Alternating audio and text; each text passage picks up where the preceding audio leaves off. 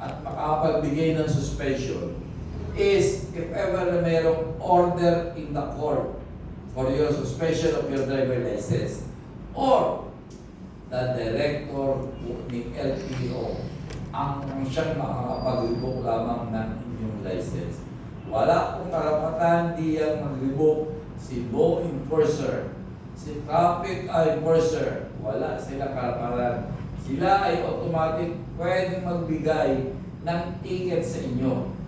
Ticket pero wala silang karapatan i-revoke or i-suspend ang inyong driver license. Sabi yan diyan, ayon sa batas, yung only if ever na meron daw kung makakapag-suspend or revoke is if ever meron order sa court or nirevoke po yan ng ating director ng ating Region 11 yung license dito.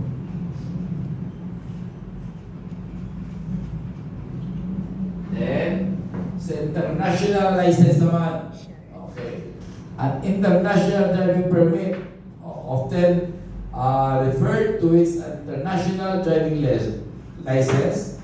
It is a translation of a domestic driving license that allow the holder to drive a private motor vehicle in any country or jurisdiction that recognize the document. Kaya yung kung ating mga international license naman, yan po ay marami na ang sakop. Although kahit dito sa Asia and sa Europe, yan po ay nire-recognize yung ating international driver license. If ever kayo ay mag-upload, yan. Yan po yung mga kumukuha ng international driver license. Nang sa gano'n, pwede mong gamitin sa ibang bansa. Then, if ever kayo ay may mga special purpose naman vehicle, required training for renewal of driver license. If ever kayo ay gusto yung magmaneho ng isang ambulance, yan. Dapat daw po kayo mag-attend ng training for the ambulance training course. Kung kayo gusto nyo magmaneho ng isang fire trucks, dapat doon kayo kumuha ng training certificate sa isang National Fire Training Institute. Yung armor car naman is the Armor Service Association of the Philippines. If ever kayo ay mag-drive ng isang school service, kumukuha ng accreditation dyan sa LTO and LTFRB. Then, Care Bahala Cargo sa isang accredited TESDA Training Center naman. Operation of motor vehicle tourists. Any tourist or transient desiring to operate motor vehicle are allowed to do so for a period of not more than 90 days, provided bona fide tourists and transient who are duly licensed in their respective countries. If ever meron daw po kayong mga kaibigan na nasa abroad, na pupunta rin sa akin sa Pilipinas, pero siya ay driver license holder sa ibang bansa, yan daw po ay pwede nilang gamitin dito sa atin. Basta within 90 days lamang nila pwedeng gamitin yung kanilang driver license sa abroad. Pero kapag daw po lumagpas na ng 90 days, kailangan mag-apply na siya for the Philippine driver's license.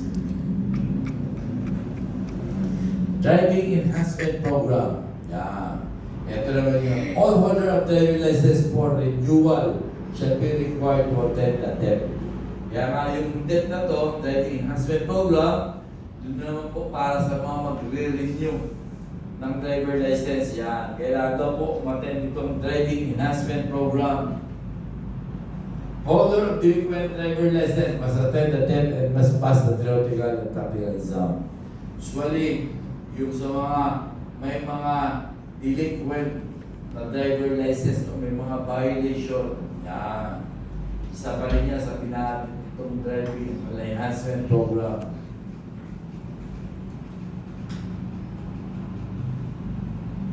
Sa grade violation of number 5, yan, sabi niya, drivers of public utility vehicle, PUV, shall be mellowed double the number of demerit points for every traffic violation committed while operating for hire motor vehicle. If ever na isa daw po isang professional driver license holder, once na siya ay mayroong violation, automatic double demerit points po agad. Kung mabibigyan siya ng 5 points, siya ay automatic 10 points agad. Hindi tulad ni non-professional, kapag po meron siyang grade violation of 5, is 5 lamang. Pag kay professional, dinodoble po agad yung kanyang violation. Sa ating grade violation number 5, demerit 5, ano? Yan yung mga nabibigyan, yung mga kolorum. Yan. Ano ba yung number 1 kolorum sa atin? Ano yung pagkakaintindi nyo sa kolorum? Yan, correct na correct kayo dyan. Sabi nga, if ever na ang isang sasakyan daw po ay unregistered, kolorum yun. Kaya automatic 5 demerit points agad kapag kayo may drive ng isang unregistered na motor vehicle. Then pangalawa, kolorum. Ang tinatawag ng kolorum, yun pa rin. Let's say, halimbawa, registered niya siya. Registered siya as a private. Pero ginawa niya, siya ay registered as a private, ginawa niya papasahero. Nagsakay naman siya ng pasahero dito. Let's say, sa Manila, pumikap siya, going to Tagum. Still, magiging kolorum pa rin siya. Ano? Kahit na siya i-registered, pero ginamit niya yung kanyang private motor vehicle para sa isang for hire, yun po ay magiging kolorum na. Then, number 2, kolorum sa grade violation number 5 pa rin, is driving a motor vehicle used in the commission of a crime. Yung pagka isang motor vehicle, ginamit daw po sa krimen, automatic 5 points ulit. Number 3, driving a motor vehicle while under the influence of alcohol. Yan. Ginamit nyo yung sakyan, kayo ay lasing. Ano? Automatic 5 demerit points agad yung binigay. Sa mga less grade violation than 3 points, is once na kayo ay nagdala ng second offense of Section 3, Republic Act number 1066, Children Safety on Motorcycle. Usually, pag nagkakas kayo ng bata na hindi abot yung foot peg, yan. Usually, mayroong agad na 3 demerit points. Second is offense of Section 4, Republic Act number 10913, yung Anti-Distracted Driving Act, o yung pagmamaneho na gumagamit kayo ng cellphone. Yan, usually cellphone yan, yung mga anti-distracted act na yan. Usually, pag kayo nagdadrive na hawak-hawak mo pa yung cellphone mo. Then, pangatlo ay yung obstruction. Yan. Yan po yung mga ibinibigay na 3 demerit points. Yung iba, all other violation that otherwise enumerated as grave or less grave, which shall be considered as light, 1 demerit points. Or yan po yung ginagamit na failure to wear prescribed seatbelt. Yung hindi pagsuot na seatbelt habang kayo ay nagdadrive. Yan po yung automatic may 1 demerit point. Failure to carry driver license and ORCR ng inyong mga sasakyan. Once na hindi nyo po dadala yan, automatic 1 demerit points.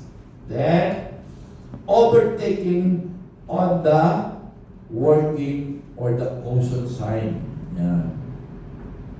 Doon ka nag-overtake sa may ginagawang kalsada, automatic, nabibigyan po yan ng 1 demerit points.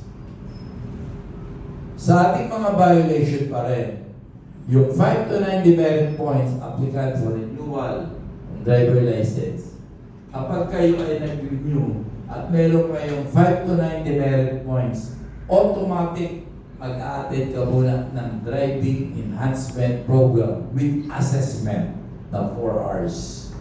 Then, if kayo naman ay meron demerit points na 10, gano'n pa rin, a-attend ka ng driving enhancement program plus periodical exam. Kasama partner naman niya. Then same violation is committed for at least 3 times or yung 3 times na paulit-ulit. Let's say, paulit-ulit ka lang 3 times ka lang paulit-ulit na nauhuli sa speed limit. Yan. Automatic